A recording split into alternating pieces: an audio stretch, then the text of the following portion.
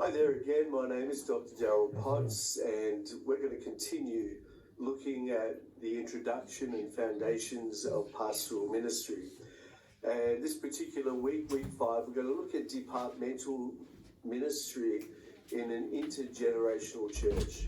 So many churches are made up of multiple generations and multiple cultures or ethnicities, and so therefore it's important that as a pastor you're ministering to the group together as a whole, normally on a Sunday morning, Sunday evening as a church comes together.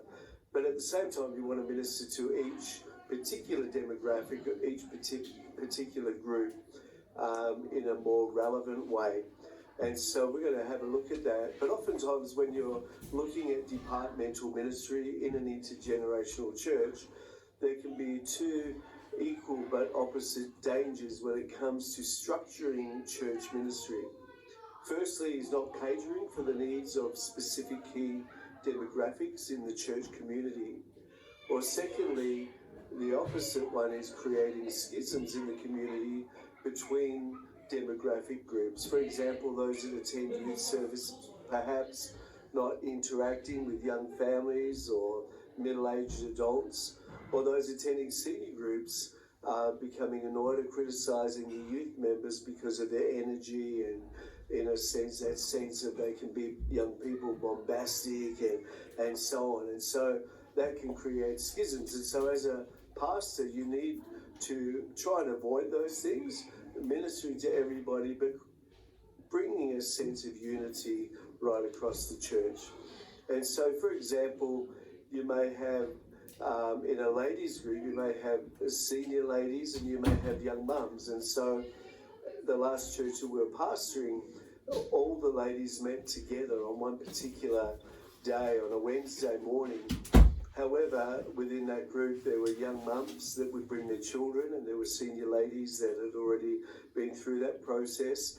And so in the group there was a tension at times when the children of the young mums would make noises and come up to their mums and so on, and the poor young mums would feel a sense of tension that, you know, the older ladies were judging them and so on. So my wife decided, well, let's have two groups.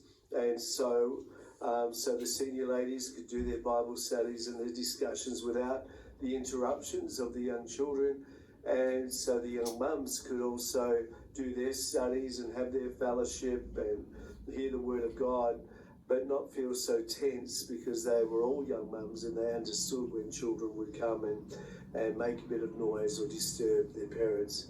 Also in men's groups, oftentimes in an intergenerational church, oftentimes men's group tend to mainly attract older men, and the question is why. And so it's something we need to think about.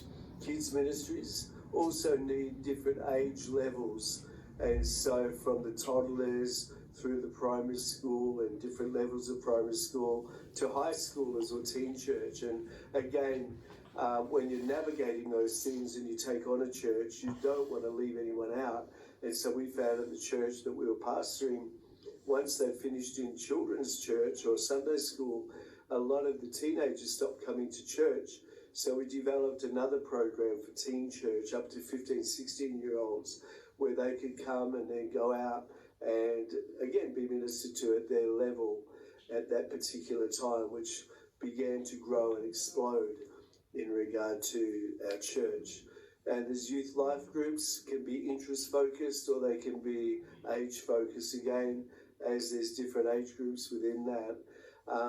We found, as my wife and I, when we were part of a larger church, the Influences Church, there was a need to minister to the parents of teenagers. Oftentimes the teenagers were ministered to in youth, but the parents needed also to understand the teenagers, and so we began a seminar type approach so that as the parents would drop their teenagers off at youth group, we would minister to the parents of teenagers how to navigate through those important years. Then there's single parents of teenagers within that parents of teenagers group, so you've got to also be aware of those things, and so you're not just in a sense assuming that everybody is a married couple. And so how does a single parent of a teenager navigate, which can be quite difficult. and quite different.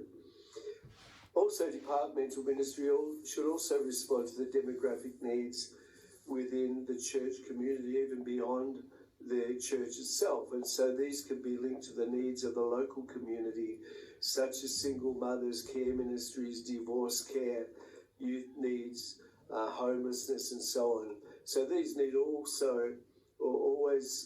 these needs always shift over time. And so within a church, the advent of young adults flows out of youth group and the emerging adulthood and the rising age of first marriage. And so something that also needs to be considered, the further subdivision of youth ministries, as I said, reflects a more nuanced understanding of youth development. In the next 10 to 20 years, growth in aged care ministry due to the baby boomers aging, and so again another area that really needs to be taken into account. Departmental ministry also can have one of the biggest dangers of stereotyping a particular demographic. So, for example, a men's group, well, let's do paintball, go-karting, action movies, and so on. Or for women, do chick flicks, pajama parties, pampering events, and so on. Yet there's many men that don't necessarily enjoy being involved in sports, and many women that prefer action movies rather than to chick flicks and so on. And so you've got to be sensitive to those things and not just make assumptions in regard to that. Likewise, many older people who like going to concerts and young people who may not, and so being aware of that. For smaller departmental ministries, for those over 50, for example, try to discern the different personalities and social needs of that particular group and then tailor the program towards that. In larger departmental ministries and larger churches, obviously the scope of programs and events oftentimes need to be a bit wider and a bit broader in that regard. And so you've got to try and include a range of different activities, those typical to the group as well as those not typical. So we're going to take a break now, but just as an introduction, thinking through departmental ministry in an intergenerational church, it's not just as simple as it seems. There's a whole lot of things that we're going to look at today to help you understand that. Let's take a break. Thank you.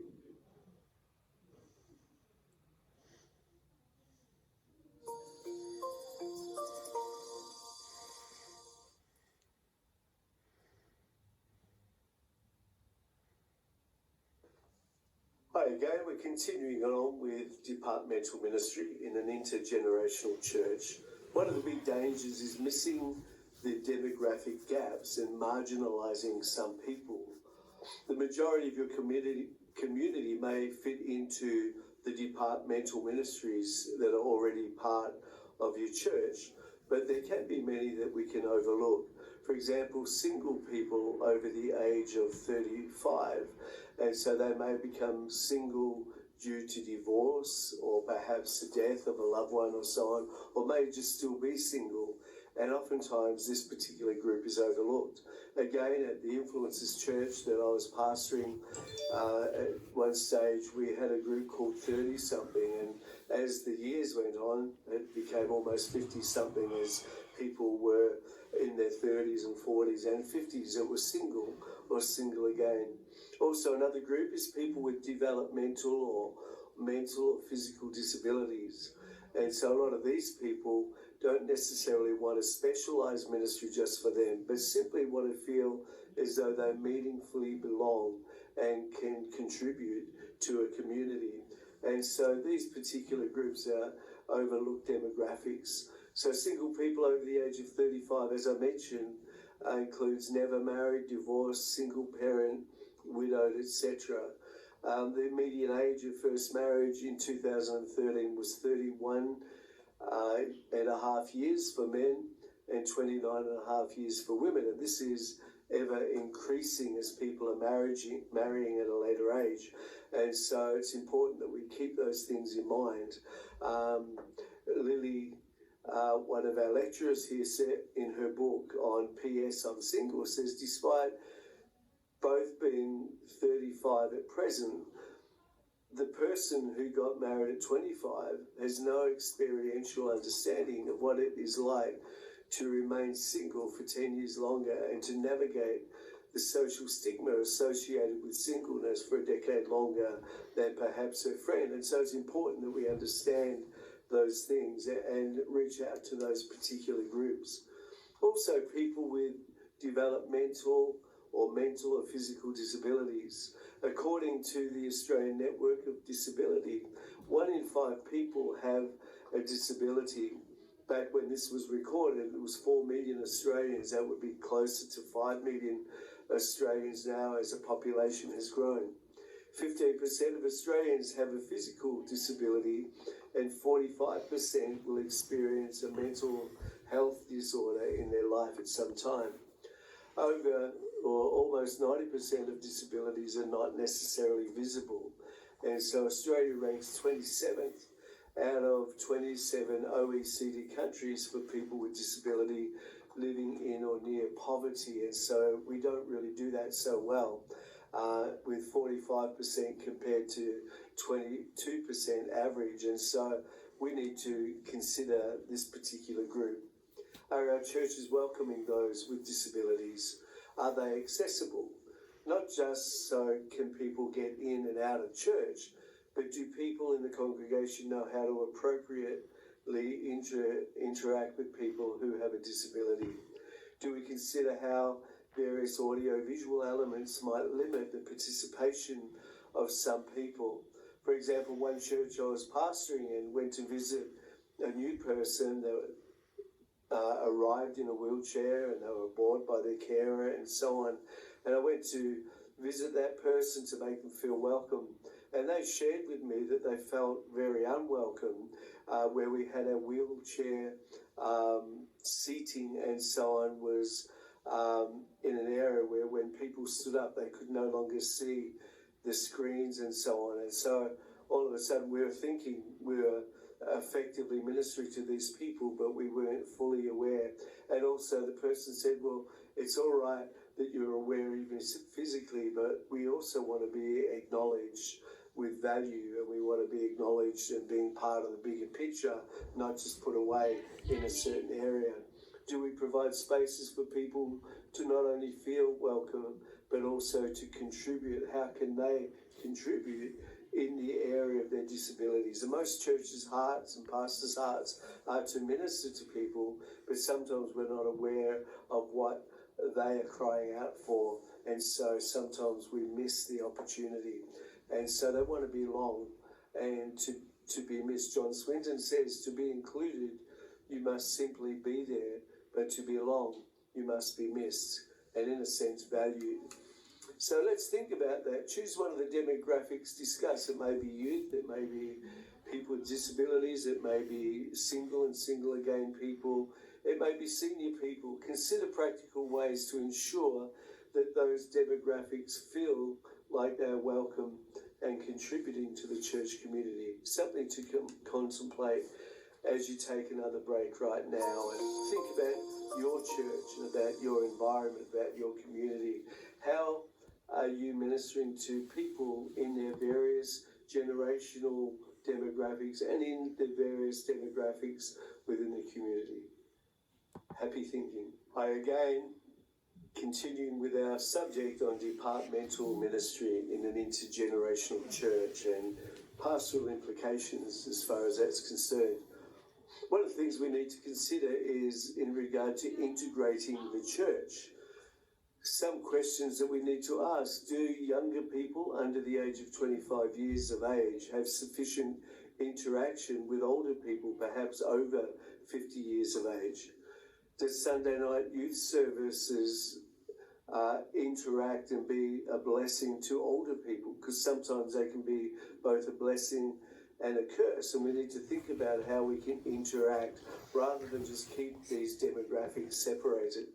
Are there opportunities to coordinate ministries around topics of interest rather than demographic characteristics? For example, in the worship creative arts ministries, is there a mix of young people, middle-aged people, even older people that are involved in that regard. In regard to caring ministries based around a local community need, who is involved with that? Do we involve the broader church, or is it one particular demographic? Combined generational short-term missions trips is a great way for different demographics to relate to one another and share and get to know one another and encourage and support one another. Such ministries can be a great basis for intergenerational mentoring. When we're integrating the church, again, when we're thinking about that, Harkness in 2006 says demographic integration is needed in our churches because it reflects a biblical model of the faith community as a family. Oftentimes, if it's only just young people or just older people for that matter, that many churches don't bridge that gap between the next generations, and so they tend to be older and eventually die out and close. That doesn't represent or reflect a biblical model of the faith community. Spiritual formation requires significant interactions with people of different ages and demographics and levels of maturity. And so in terms of gaining and contributing wisdom, the needs need to be integrated. It also meets a need in society, and so it can oftentimes be countercultural to other age or demographics or fragmentation. So most social institutions are segregated on the basis of age or gender demographics, examples, schools and sport and other extracurricular activities. But the church really should show an example and a model how different generations and different cultures can integrate together as one in Christ. And so in negotiating the balance between demographic integration and departmental ministries, we need to ask, what are our church demographics and what is the broader demographics of the community in which the church is held? And so let's look at church demographics. Overall, there's been a decline in Christian affiliation. So from 2001, 68% of Australians said that they had some Christian affiliation. In 2011, 10 years later, 61% had said that they're affiliated as Christians in some sense. However, in the same time, there was an increase of those identifying with the Pentecostal church from 1% of the population in 2001 to 1.1% in 2011. However, the actual number of people reporting this religion increased by 1/5, and so more people identified as Pentecostals. And so it's an interesting stat, 238,000 Pentecostals in Australia, and out of that, 32.6% were born overseas. It's interesting with that statistic because the ACC alone on their stats have over 300,000 members in adherence. And so when you add to that the other Pentecostal movements within Australia and C3, Hillsong movement, CRC, the Apostolic movement, and various other Pentecostal movements, it would be much more than the 238,000 that people had indicated back at those particular times. The Pentecostals are the only Christian denomination with a high percentage, or second highest to Eastern Orthodoxy as far as in terms of having overseas people that are born and attend our Pentecostal churches. And so it's quite interesting demographic. So it's not just age, but also cultural within our Pentecostal churches. So there's several questions in regard to church demographics relating to the Pentecostal church. And so one is, why are the Pentecostal churches growing in a time of Christian decline overall in our nation? Pentecostal churches are quite culturally diverse, so how do we do integrated church while ministering to different cultural contexts? Another question is, what is the demographic breakdown of Pentecostal churches in terms of age? And then how is this reflective of our ethos as a movement? And so for that last question, the National Church Life Survey, the NCLS, church census occurs in the same year as the national census, and so it provides stats on Australian churches and individual denominations. So let's view this on the next diagram in our next session. So thank you, and let's think through what causes our churches to grow in relation to generational growth and demographics. God bless.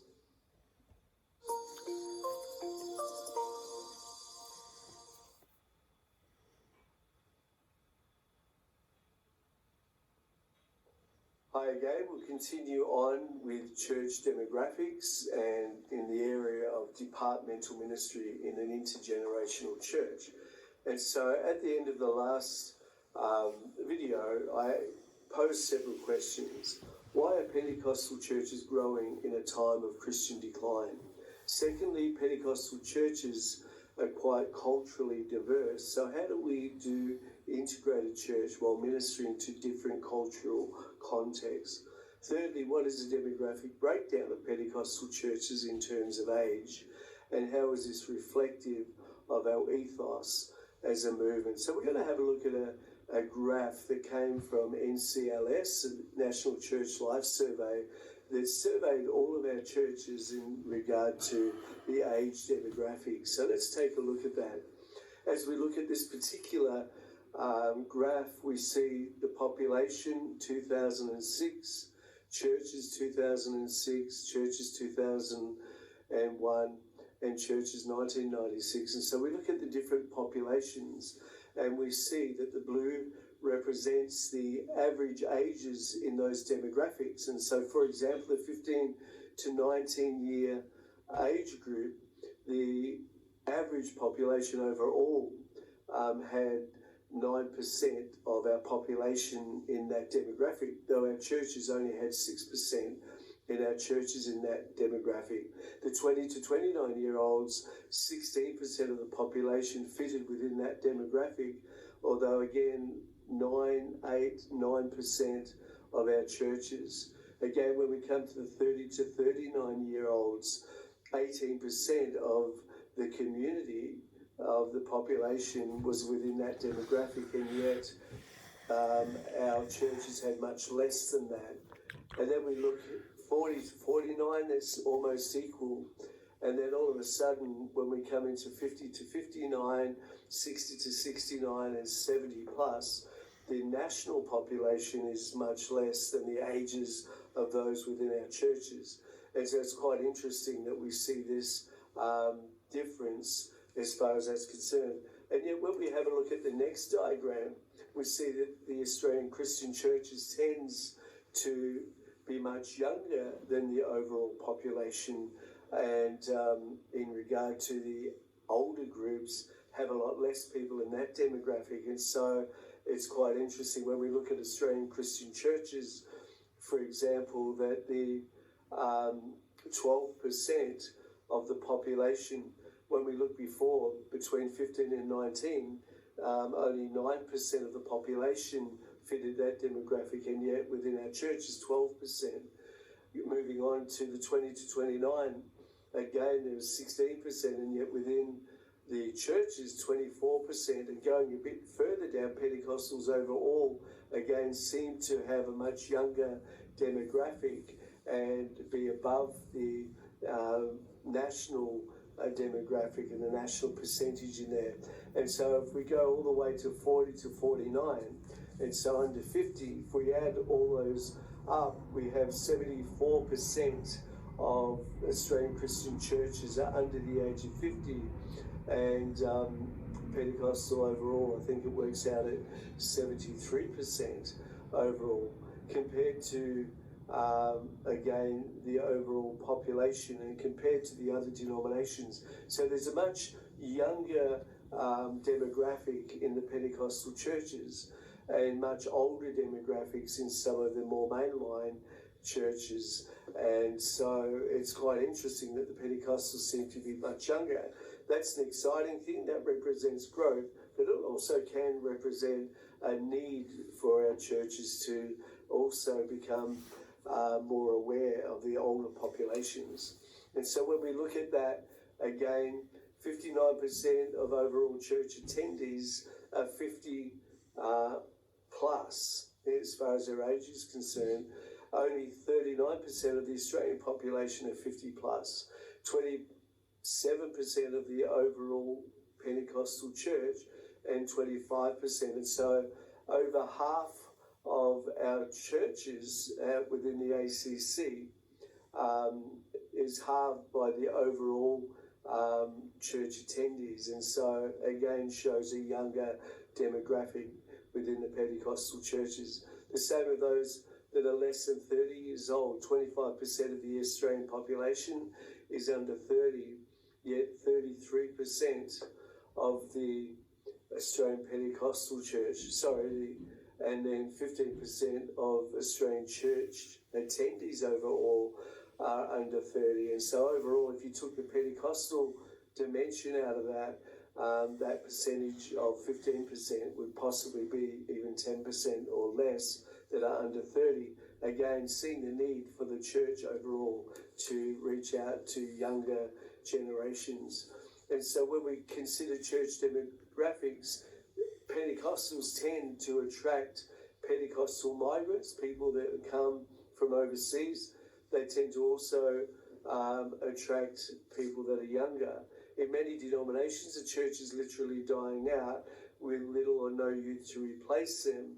And so, whereas the Pentecostals have a strong focus on youth ministry to raise up that next generation. As I mentioned before, one concerning issue is in regard to baby boomers, those born between 1945 and 1964, which I just fit into, are almost 25% of our population and are retiring in the next decade or so.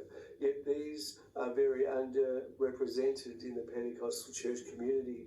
And so we need to find strategies of reaching this particular demographic for the purposes of God and for the kingdom of God. And so thank you, and we'll continue looking at these demographics in the next video.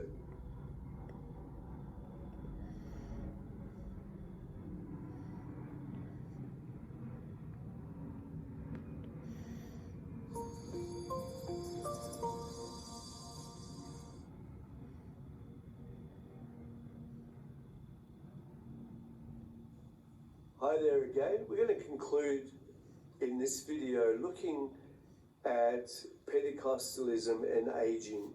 In the last video, the last question that I mentioned was in regard to baby boomers, and they seem to be overall unrepresented in our churches. And only 25% of our churches are 50 years old or older.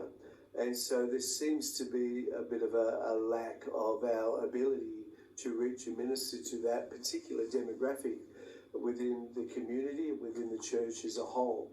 And so Western culture on the whole values youth, and so this translates to how older people are portrayed and thus perceived.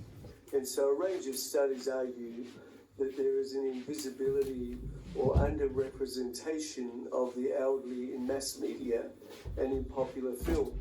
There has been some shifts as baby boomers age, so there's a movie Something's Gotta Give or The Bucket List and so on. But on the whole, these actors are still somewhat youthful, and so we see in the wider population that there's not a lot that really caters for people as baby boomers and older. And so are these same dynamics present within the Pentecostal church? It's a question we need to ask. So what do you think, when you reflect on that those over 50 are underrepresented in Pentecostal churches? Secondly, what are some potential issues with not having a significant representation of over 50s in our Pentecostal church communities? Thirdly, how could we potentially remedy some of these issues? And so when we have a look at that, there are possible reasons why Pentecostal churches may not necessarily appeal to those over 50. Oftentimes, people say they are loud and bright, and sometimes this can be physically uncomfortable for those within that age bracket. Although I've got to say, my parents, my father is 88, in 2020, and my mother is 86. But they love the energy of young people. So when they go to church, they take their earplugs and sit a little bit at the back, but they certainly don't want to demand that they have music their style. They want to see the young people moving forward and being passionate for God.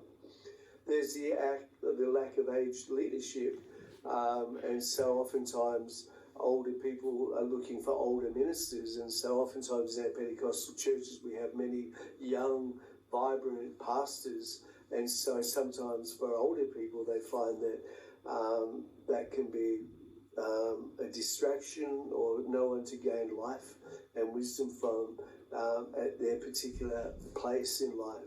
Sometimes a focus on raising up the next generation, which is a great focus, can make older people feel like that they're no longer valued in that sense. An absent or inadequate space for retired people to contribute their skills and wisdom to the church can also be a reason why some older people will find their place in other churches rather than Pentecostal churches, whereas retiree ministries sometimes focus only on social outings and where some of these people need more meaningful interaction than just going out together.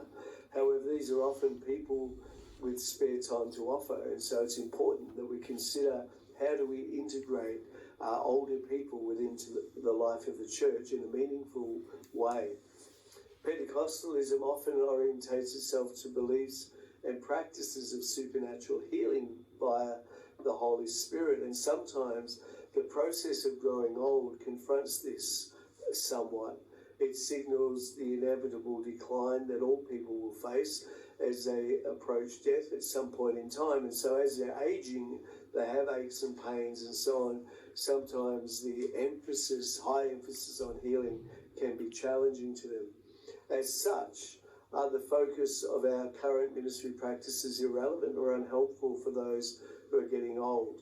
Again, relating to my parents, my father is 88 and has emphysema, but he's still, when we have conversations, he lives in Melbourne and my mother's in Melbourne, and they talk about, well, we're just believing for God to heal.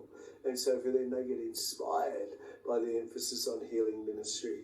But sometimes aging Christians are trying to figure out how to glorify God as their bodies are naturally deteriorating. And so sometimes Pentecostal practices can be intimidatory as far as that's concerned. And yet at the same time, that can have the opposite effect. Aging and spirituality. So Joel Robbins says Pentecostalism has an extremely high degree of ritual activity that marks its social life. So in other words, what ties Pentecostals together are their symbolic actions rather than their spoken liturgies. And so actions such as clapping and raising hands and kneeling down and dancing in worship and laying hands on people in prayer, these are very physical actions, and sometimes as people get older they may not be able to stand as long to worship or whatever. And yet aging people can benefit from this form of Christian spirituality, and oftentimes more than we realise. Dementia, Alzheimer's disease are common for those 65 plus. 1 in 10 over 65 often has at least early onset of dementia. 3 in 10 of those 85 plus. And so in Australia there were 332,000 people that were diagnosed with dementia when these statistics were given, and it was expected to increase to 400,000 within the 10 years to follow as people are aging. There's a loss of memory and ability to communicate, and that can cause apprehension for an aging Christian. So people think, but what will happen if I forget God? For many, those with a loss of memory and communication, that can lead us to believe that there's no point holding worship services for incoherent people who cannot really respond. And yet from my experience as a pastor, when we would go into nursing homes and oftentimes bring out the old hymns that they were familiar with, oftentimes just singing those old hymns would trigger people's memories and tears would flow down their face. Many of them that had left the churches in their teenage years at that time would come back to those memories and recommit their lives to the Lord in their latter years. And so oftentimes it triggered good memories.